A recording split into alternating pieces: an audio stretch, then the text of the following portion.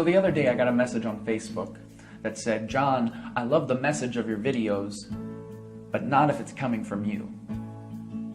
There are choices you've made in your past that render you not qualified to spread such a message." And for me, that was hard to hear, because the hypocritical Christian is something I fear.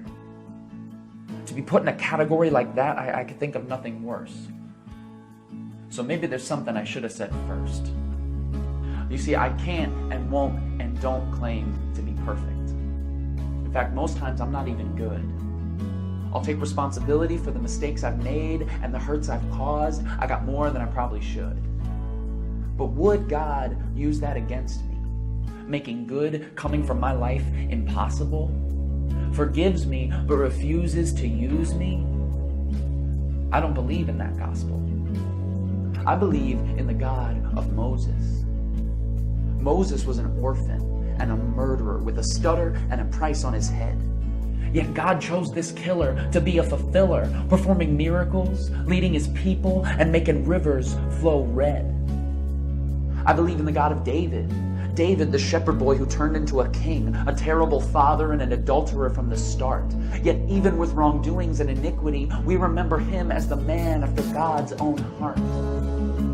Mary Magdalene was a prostitute, living a life without direction. Matthew was a tax collector, the lowest of the low, yet they both walked and talked and witnessed Christ's perfection. Did God choose the Pharisees, the self-righteous and pompous, full of laws and pretension? Or did he choose cowardly Peter and persecuting Paul to spread the message of Christ's redemption?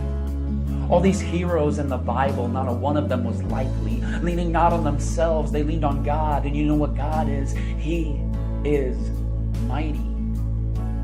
So can God use me, a broken, steaming mess? And can God use him or her or you? I'm here to tell you right now that the answer is yes.